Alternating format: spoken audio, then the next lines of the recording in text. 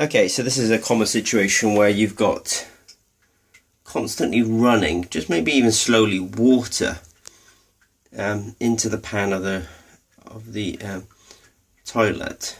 And what's happening is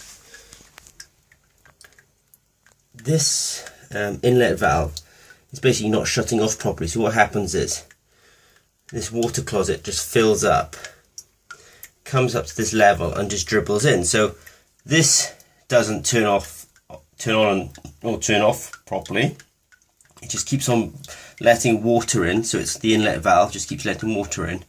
This constantly fills up and flows down here, so it never truly stops. So you're basically just wasting water by going overflowing and going down here. So if you keep on getting water that keeps on coming through here, what's possibly happening is the inlet valve is not shutting off properly.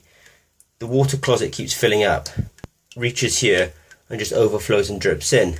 Many people focus on this and say, oh well, it's the flush mechanism itself that may be leaking, and they're right. But in this particular case, this is not leaking. It's this guy doesn't shut off properly. The water closet fills up, overflows, runs down here, and then you keep seeing water kind of constantly running down here. In fact, you're wasting it. So what we're going to do today is replace the inlet valve. Okay, so the inlet valve points out at the bottom of the WC, and this is the sort of plumbing from the house, and then connects into the inlet valve. So if I just move this inlet valve, in the end it's getting its water from all the way down in the bottom there, and so it pokes out the bottom of the water closet here and then goes into the pipework. So I basically have to unscrew this, pull this away and replace it. And I was just looking at the replacement inlet valve I got, and I really think, wow, this can't be any easier. Just to say, it's the quiet float valve, and the way this guy works is I'm basically going to put this into the toilet. This part will connect back into my plumbing,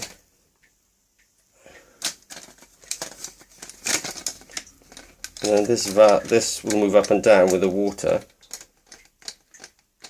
and turn the inlet on and off. So that will be on and that will be an off. So basically this is kind of like a drop-in part. The tricky part of this job is actually going to be making sure I don't sort of obviously flood the house. What I'm going to do is now is turn the water underneath my kitchen sink. There's a mains water supply, so I'm going to actually turn that off as a safety. But actually I could just isolate this WC from just turning that screw there. So I'll basically do both. Okay, so I've turned the tap off underneath the mains. I'll turn this into what I think is an off position. I'll just do a quick flush and work out if I've turned it off or not.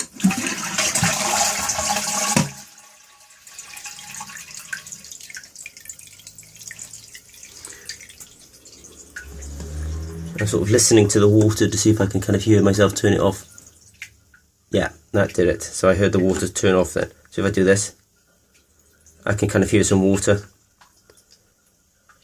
Do that, yeah, I'm in the off position, which makes sense because, yeah, that's perfect. Okay, so now I'll basically have to kind of loosen this here and unscrew this guy. There's going to be I'll have to get that off as well, and then I'll be able to pull the fitting out. Not the fitting, pull out the valve.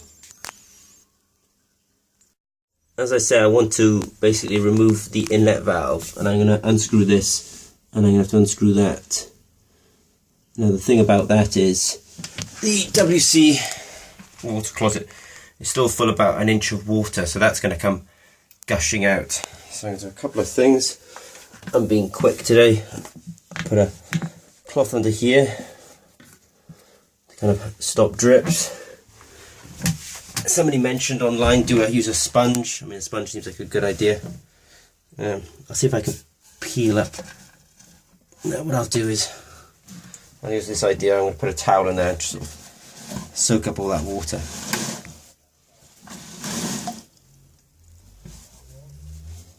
So I'm going to basically soak up all the water in here, and then I'll be able to work on it. It's worth saying that a towel after a few minutes really soaked up most of the water, so that was actually quite effective. Okay, so this was quite easy to use a spanner on to twist that off. I just happen not to have a spanner that's wide enough for this bit, but I realised that if I loosen this one, which I've done, I could just actually turn this and turn it out. So what I need to do is I need to remove some of these peripheral bits, so I can just turn the entire device and I'll be able to pull it out. So that's what I'm going to do. I take these peripheral bits off, so I can just turn this, and I should be able to then remove it, because I've now unscrewed this bit, but I can't unscrew this bit. But I think I can just turn the entire device and remove it. But I just need to remove these peripherals, so I can just twist it with my hand. And I was right, I was able to just take off these peripheral bits quite easily. I can now turn that. What's happening is if I turn this, and I hold on to this, I'll be able to unscrew it and remove it. So that's what I'm going to do. So I got it out,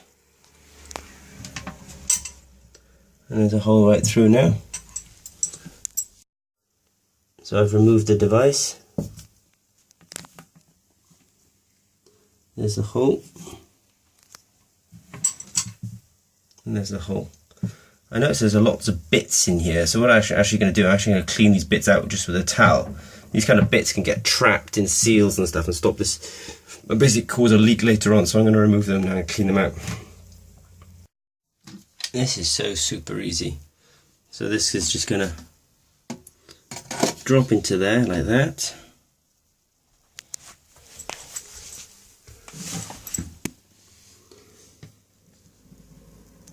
It sticks down there, so I'm going to screw that in. And before I do that, I'm going to thread this up to hold that on tight, and then screw that. So let me do that.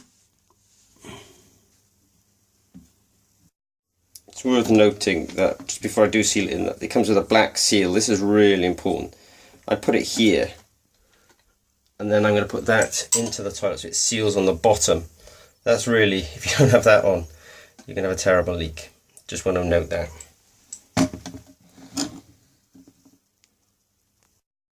Okay, this is the magic moment. I've turned the water on underneath my main sink.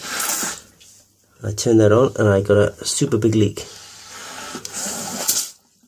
So I need to tighten things up a bit. Okay, so now I have it tightened here,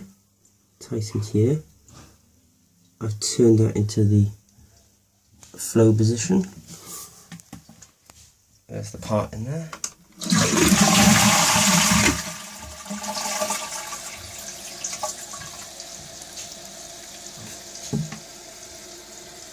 I can hear the water filling up.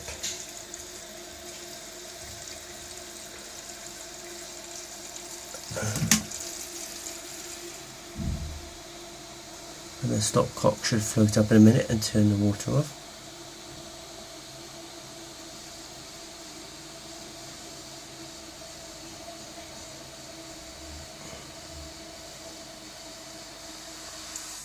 There we are, it turned off. Great.